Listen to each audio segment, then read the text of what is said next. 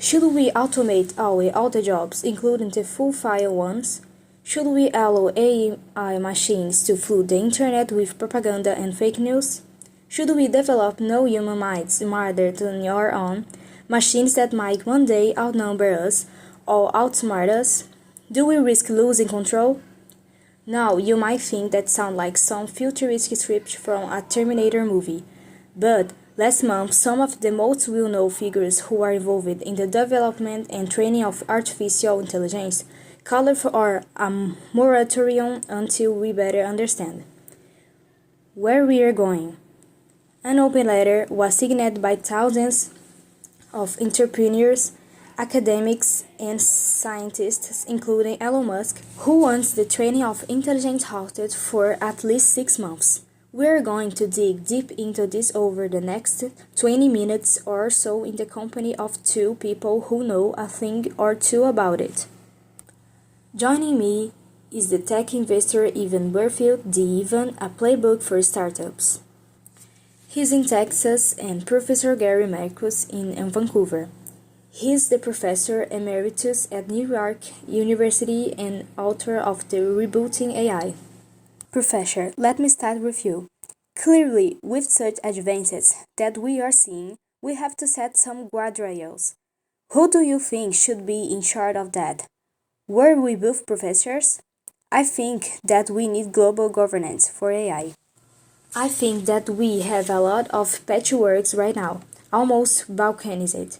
The worst case from the company perspective and the world's perspective is if there is 193 jurisdictions, each designing their own rules requiring their own training of these models, each run by governments that don't have much specific expertise in AI. So what I called for in an Economist editorial earlier this week and in a TED Talk earlier this week was to have a global system modeled on something like the International Atomic Energy Authority, where the world comes together and says, we have a new treaty here. It's really a new set of treaties and we need to work together on this. So I think the number one thing is this should be global. And the number two thing, it can't be just policy. But there's also has to be our research side because we need to invent new tools like we had to invent for fighting spam and cyber warfare and so forth. There's so many different threats, as you mentioned, around misinformation, cybercrime, and so forth. So we need to have a kind of standing organization that's global and will finance it to try to build tools to mitigate those threats. So, even Burfield, there are many people who just want to press the pause button until we work out some of these things, but I can already see, and I have heard, the reasons why that probably isn't possible, and that is because not everybody will stop and people are worried about losing competitive advantage. So, how do we best go about this? Yeah, I think that's exactly right. You know, the challenge with monitoring is that it's incredibly hard to enforce. The responsible actors would be more likely to follow it. The irresponsible actors wouldn't. But that's actually not too much my concern with a moratorium. There is absolutely questions we need to be asking about the governance of AI, about what the industry can do, what government can do.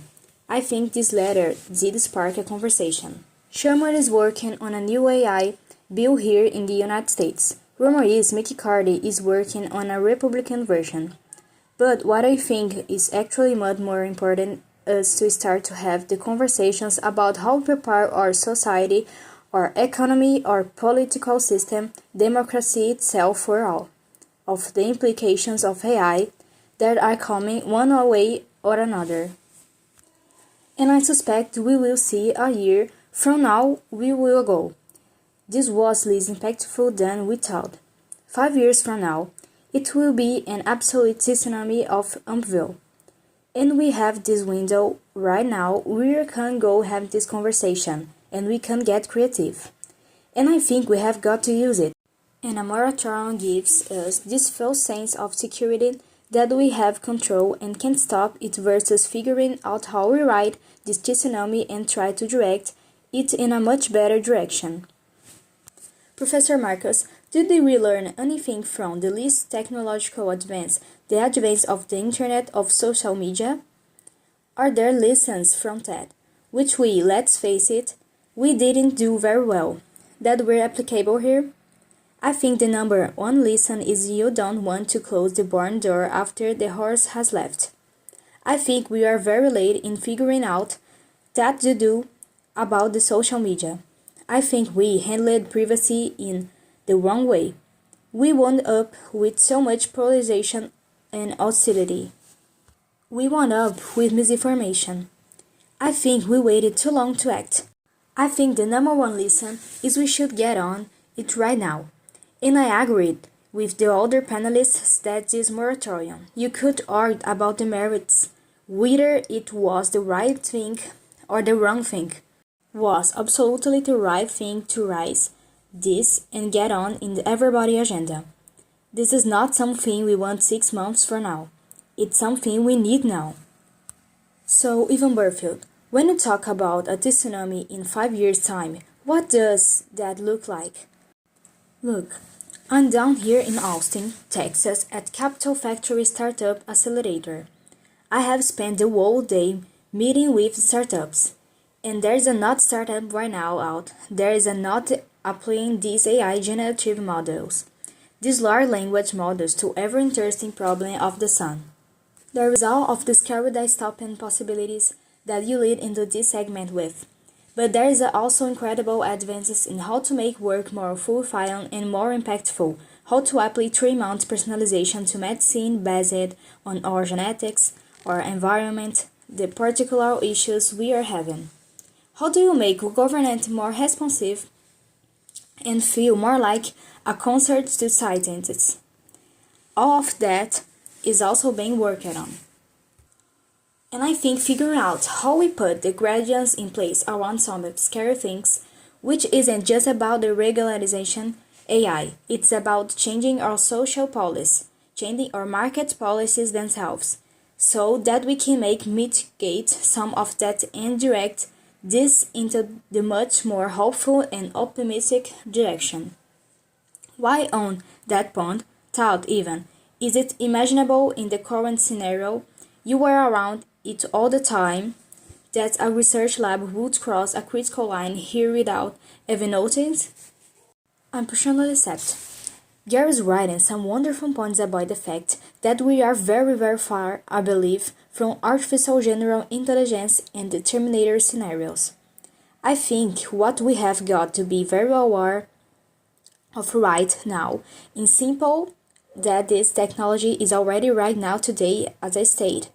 If it did not advance any further, where its application is going to profoundly change how we live our lives, how we work, how we engage with each other and in communities, how our democracies function. The impact on our democracies are going to be felt right in 2024 political cycle here in the United States. That's what I think we need to be talking about and preparing for. The scenarios of AI is like nuclear weapons. We have to ban it immediately.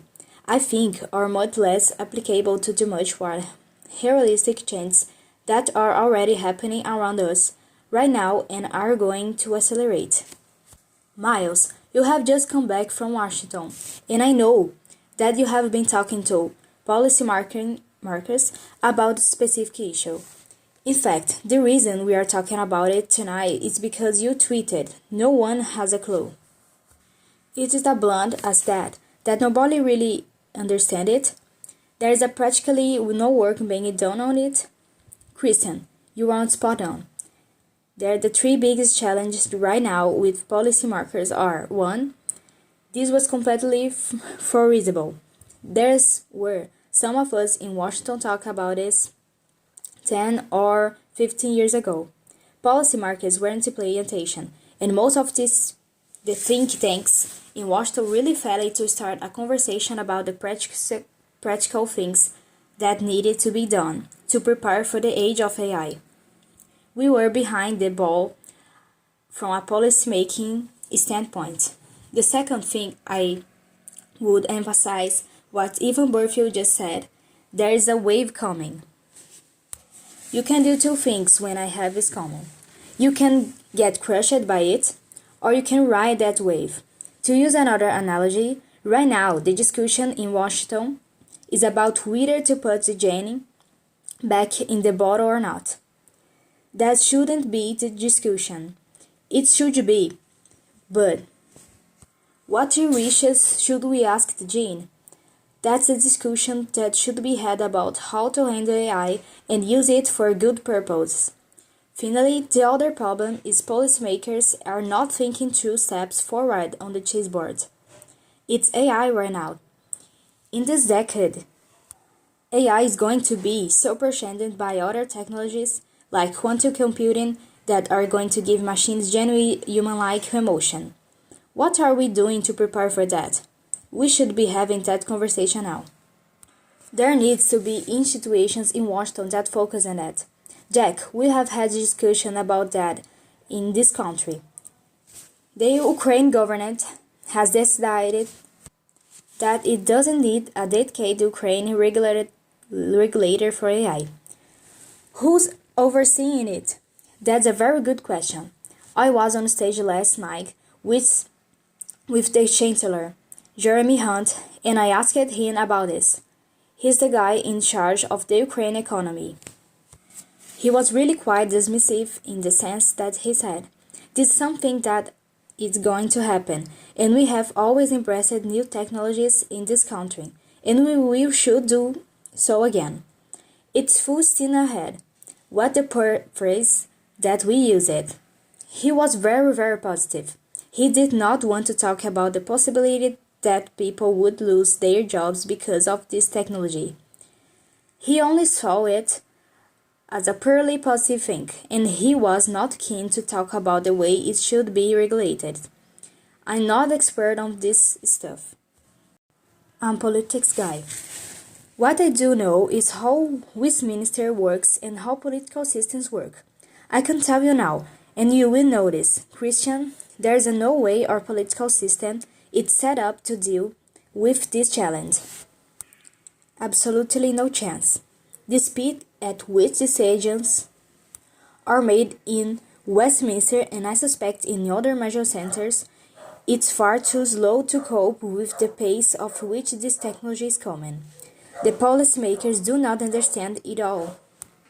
This is just something that is going to wash over us, and we are going to have to cross our fingers. The Ukraine government put out a white paper, which is what they call their draft strategy on AI, the other day. Just the very name of it, white paper, tells you how old school this is. It's out of date already. That thing took years for them to put together. We just don't have two nimble small systems, smart thinking people set up to deal with this. And I do be very surprised if that's different in the United States or in many of the other big power centers. Well, they clearly don't understand it, Professor Marcus. Do they call you in to try and get you to explain it to them? I was talking to people in the United States and Canadian government yesterday. I have been called a lot lately. I think there is an awareness that people don't quite know what to do, and they are increasingly turning to me and also turning to all of my academic colleagues and so forth. I think that there is at least a recognition that people know what they don't know. I do think that the Ukraine white paper saying that you won't have a central office of AI, it's silly for all the reasons that kind of implicitly just said, which is the government is going to be ill-equipped to deal with the speed of this.